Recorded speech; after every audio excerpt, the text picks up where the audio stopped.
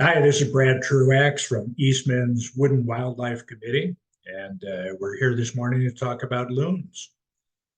Uh, Many of you have seen our presentation on loons in the past.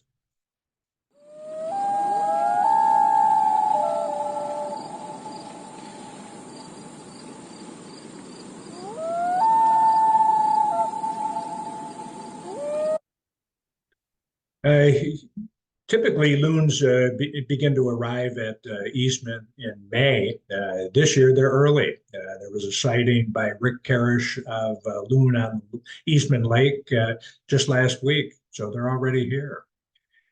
Male and female loons look very much alike. The males are bigger and heavier, and that's about the only way we can differentiate the male from the female. And only the males yodel. Loons range in size, the male from 7 to 16 pounds, the female from 6 to 13 pounds. Here in New England, males average about 13 pounds and females average about 10 pounds. Loons out in the Midwest or in mid-Canada tend to be smaller, and that's because they have to migrate farther. They migrate about 2,000 miles compared to the 50 to 300 miles that the New England loons migrate. The lighter weight favors longer migrations, but a heavier weight favors territorial advantage. Most birds have hollow bones, but loons are different. They have solid bones, and it's those solid bones that help them dive deeper in order to catch fish. Loons are water birds. They only go on land to mate and to incubate eggs. And loons are excellent swimmers. They dive and swim very well underwater, and they swallow most fish while they're still underwater. And they can stay underwater for up to 5 minutes at a time. They can also fly at speeds up to 70 miles an hour. So, in fact, those loons are very versatile birds. Loons need a lot of water in order to take off. This is a photo of a typical loon taking off in flight.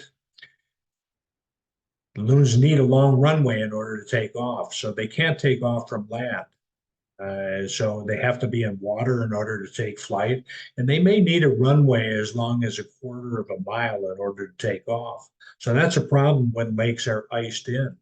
The second problem that occurs in winter is that they molt some of their flight feathers just before winter. So as a result, some of them will sometimes get stranded on ice. If they're stranded on ice, it's not just the cold that they face. They can't fish anymore, so they starve. And they also become easy prey for raptors and other predators. This is an incredible photo of a bald eagle basically sitting there waiting to get these two loons that are iced in. This is showing a loon being rescued from an iced in lake. New Hampshire loon rescues are increasing with climate change. Why are more loons being rescued from the ice? Well, first of all, the number of loons is increasing. Second, reporting may be better. Many of the loons, about 17% of iced-in loons, have either lead poisoning or some disease, but that means that the other 83% are apparently healthy loons and are still getting stranded on the ice. And climate change has likely reduced some of the cues that they use to help tell them it's time to migrate. And interestingly, when they look at the number of rescued iced-in loons, males greatly outnumber the females. And sometimes it's whole groups of loons that get iced in. This is a typical loon range map. You can see loons are basically a northern bird, but the blue indicates where they go in the winter. So the red are the breeding areas, blue are the wintering areas. Loons spend their summer on fresh water and their winters on salt water. Loons in the Northeast spend their winters on the New England coast, mainly the Maine coast or Cape Cod or the Massachusetts coast. Those from Ontario tend to go to the Carolina coast. Those from New York go to the Jersey coast. And those from the Midwest go all the way down to Florida. so they have much longer migrations. And the loon pair usually depart separately. The female usually departs first, and juveniles tend to stay longer, and they migrate without directions from their parents. Juvenile migration may take as long as 2 months compared to the 1 to 2 days that an adult loon will require for migration. And sometimes, again, as we mentioned, a loon will get stranded on an iced over lake because they can't take off in flight. And with climate change, more loons may stay north as long as there are open lakes. This is just, again, reiterating the migration patterns from the Northeast. They tend to go to the Massachusetts coast. From the Midwest, they tend to go to the Florida coast. And those from Ontario tend to go to the Carolina coast. Loon vocalizations. There are really four main vocalizations that the loon has: the wail, the yodel, the tremolo, and the hoot. And you can see these at some of these sites that I've included here. The wail.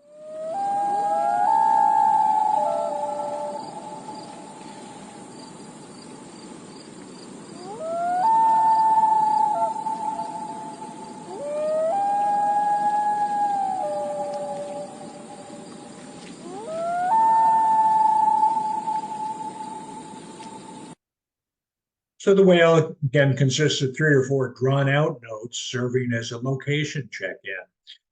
Both the adult male and female loons can make this sound, and it basically tells other loons where they are. So I'm over here, or where are the chicks, or where are you? Typically, it's heard at night when the lake is relatively quiet and visual cues are not available. And you can see more on a YouTube.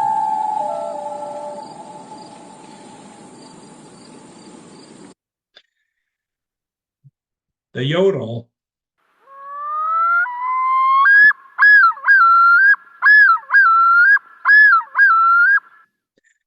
is only done by males, and it's aggressive call. It's a territorial announcement. It tells other male loons, go away, this is my spot. It also warns boaters or predators that are coming too close to chicks. There's an upward crescendo, and the introductory phase is 3 or 4 ascending notes, followed by a series of 2-syllable repeat phrases. And each male's yodel is unique in terms of its timing, frequency, and frequency modulation. And it's the lower pitch generally means a larger male. So the male is saying, hey, get away, I'm bigger than you, this is my territory. And it's interesting, if a loon gets evicted, the yodel actually changes when they move to a new lake.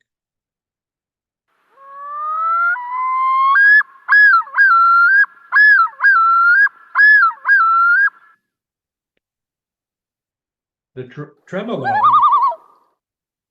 tremolo is often referred to as the laughing call, but it's actually an alert or a distress call. And in response to a perceived threat, such as a boat or an intruding loon or an eagle or other predator. And the flight tremolo is not a distress call. Often younger loons will do this while they're flying. Okay, the hoot basically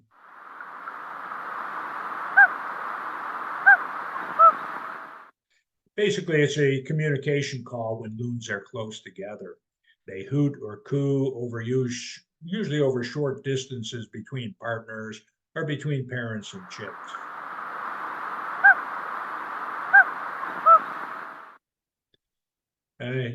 Chick calls basically sound like tweets.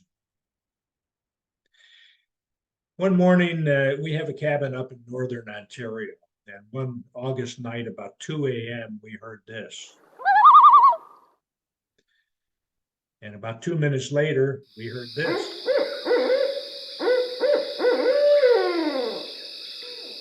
Yes, that was a barred owl threatening the loons.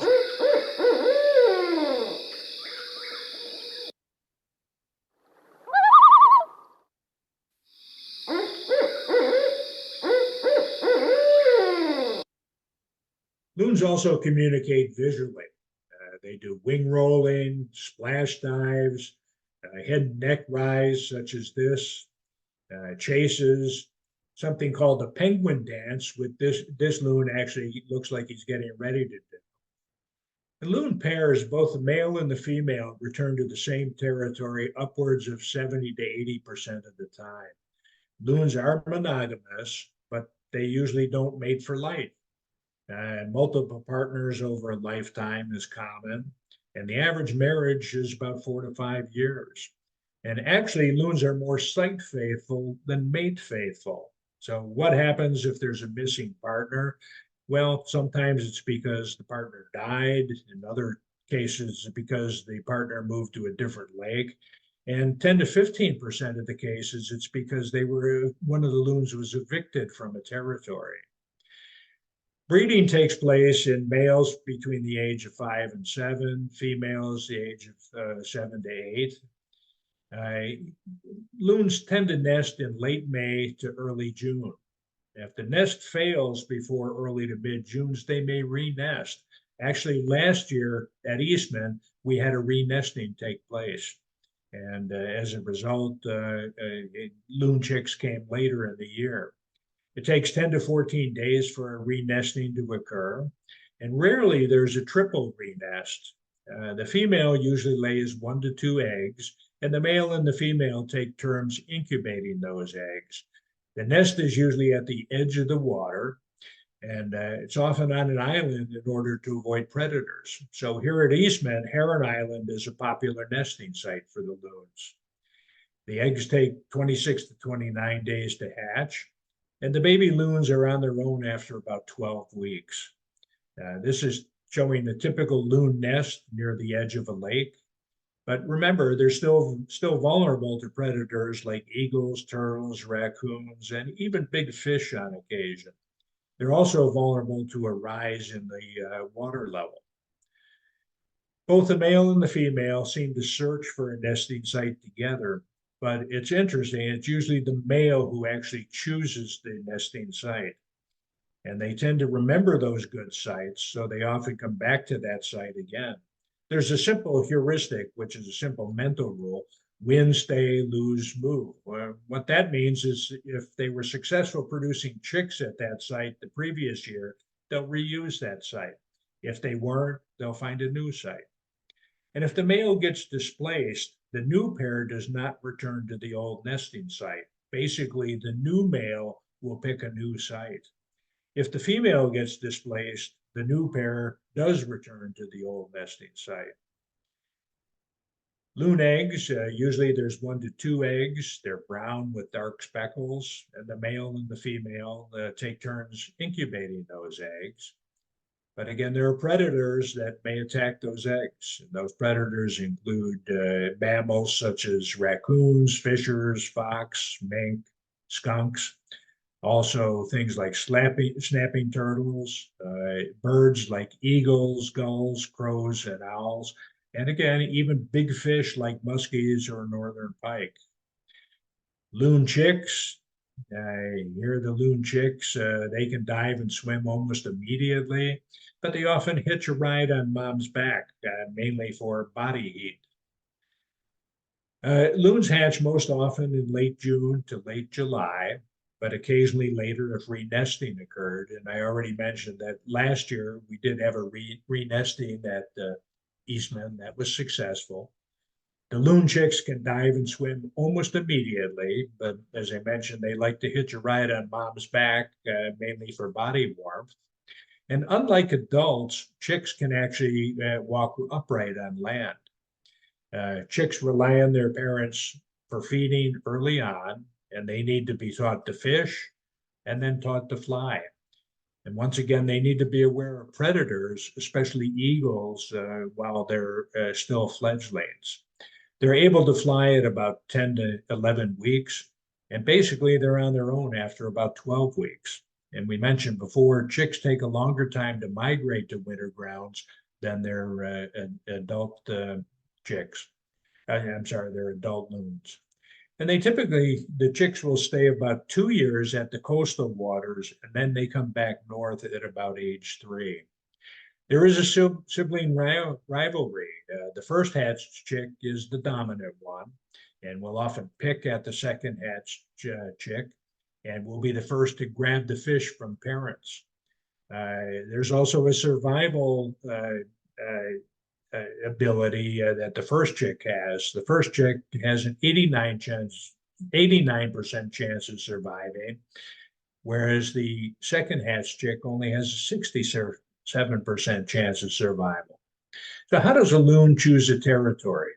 About 38% of the time, they find an unoccupied lake. Usually this is a young loon or an older victor loon. 26% of the time, there's passive replacement of a absent breeder. And 36% of the time, it's the result of eviction of an established territory owner of the same sex. Males usually return to within 20 miles of the original lake. Females usually return to within 50 miles of the original lake.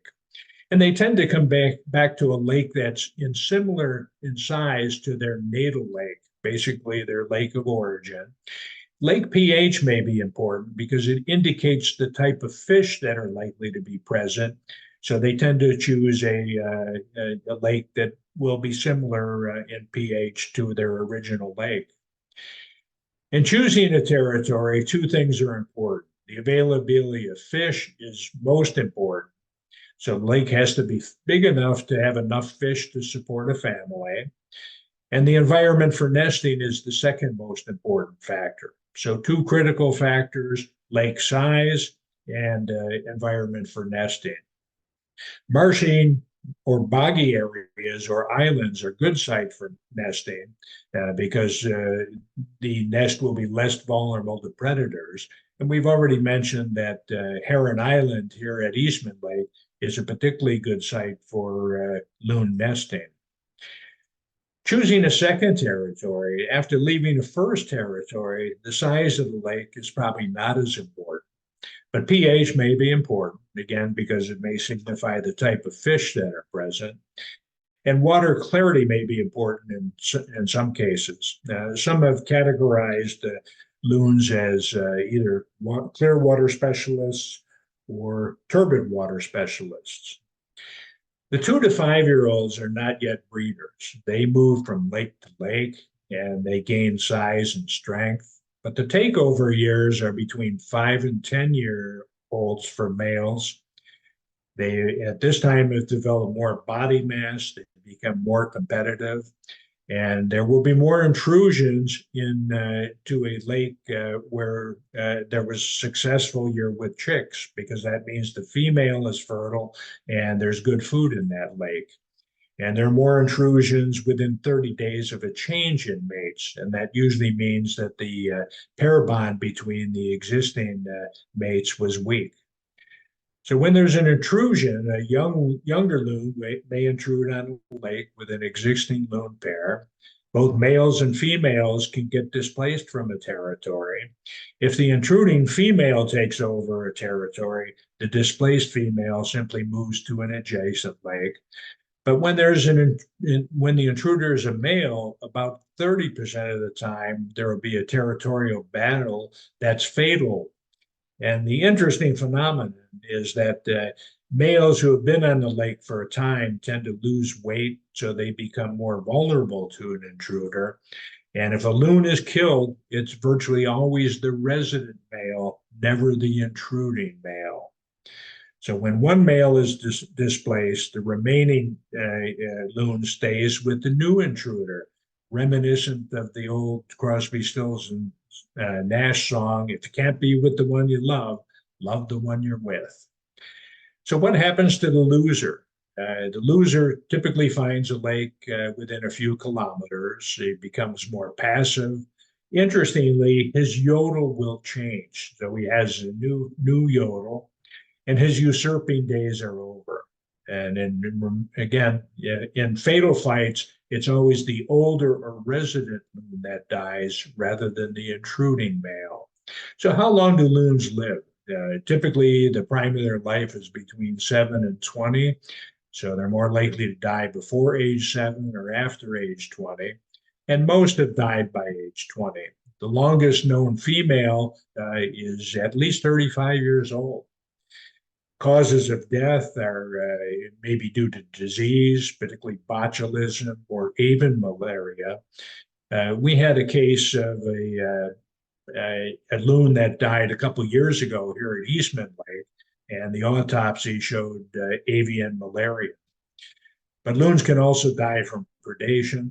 They can die related to fishing gear. And we'll spend a little time talking about that in a minute. And some will die from fights with other loons. So, what do loons eat? Fish, fish, and more fish. They'll occasionally also eat crayfish or crabs or leeches, and the young chicks may eat some insects. Loon parents and their chicks can eat about a half ton of fish over a 15-minute period. So, as we've mentioned, one of the key things in choosing a lake for a loon pair is actually the amount of fish that'll be in that lake. Here's a couple photos of loons feeding chicks. The adult loon will feed chicks small fish, but they'll also show them a fish and drop it into the water so they can learn how to fish for themselves. And we certainly watch the loons sit there. The adult loon will first present the chick with one chick with the fish, then the other chick with the fish, and then drop the fish into the water so they learn to go after that fish. Preening is also important. And during preening, they spread oil from glands in their rear. This helps them waterproof their feathers. And that waterproof barrier is basically critical to their survival. What are the predators of the loons? Well, eagles, such as bald eagles and ospreys, owls. You heard that audio clip of the basically a barred owl that was predating on the loon chicks. Gulls and crows, raccoons, snapping turtles, mink, fishers, fox, skunks, and occasionally big fish such as northern pike or muskies. The big muskie or northern pike can actually jump right up to the surface of the water and capture a loon chick. What other threats? Well, clearly humans. We tend to build cottages and other structures on the lakes, which reduces their good nesting sites. We take boats and canoes and jet skis on the lakes, which disturbs their fishing. And then we fish on the lakes, and the lead sinkers and fishing lines may harm the loons. A little more about that in a minute. Fluctuating water levels are also threats. If the water level rises, it may flood the nesting area. If the water level falls, it may make them more vulnerable to predators. And again, things like acid rain or methyl mercury are threats in the water. Botulism is a threat. Many loons die from eating fish in the Great Lakes during their migration. Aspergillosis is a fungal disease that may affect the loons. Oil slicks may affect the loons, and gill netting, which we'll talk about in a minute. And climate change probably is causing some threat to the loons. So how loons die? This is a picture of adult loons dying in New Hampshire. And you can see that almost half, this half over here, are things related to fishing. So lead kills loons. Loons actually pick up small pebbles from the lake floor in order to help them grind up their food. But sometimes they may mistake a lead jig or a lead sinker for a pebble. And even a single lead jig or sinker can kill a loon. And again, they usually die within 4 weeks of ingesting a lead sinker. Loons can also get entangled in fishing lines. If they get entangled while swimming or eating a fish attached to a line, and if it surrounds their bill, such as it has in this case, they can't fish anymore and they basically starve. The Loon Preservation Society does treat rescued loons for lead poisoning, and they perform lavage where they help bring up the lead contents of the stomach. And they also do chelation therapy, which basically is giving a chemical to the loon that will bind with the lead, and it removes the lead that way. And some of these treated loons have been shown to breed again successfully. So human threats to loons, we're all curious to see their nests. But because loons can't fly from land, they may jump into water when they perceive a threat and actually abandon the nest because of that. So that threat could be a human in a canoe or a kayak. So it's very important that we avoid getting too close to a nest. So generally here at Eastman, if we identify where a loon nest is, we will try to communicate to people to avoid going near that area. So don't approach them or the nest during breeding season. That's extremely important. And despite all these threats, new loons are actually increasing in New Hampshire. And the top one shows parrot adults increasing over the last couple decades and nesting adults increasing over the last couple decades. So here are some suggested readings about loons. You can go to those sites at your leisure.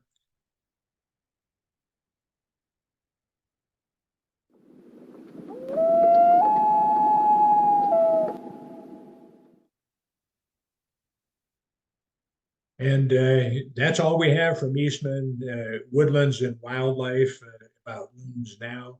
It's extremely important now that the loons have returned that we give them the space that they need so that we ultimately can enjoy their presence here at Eastman.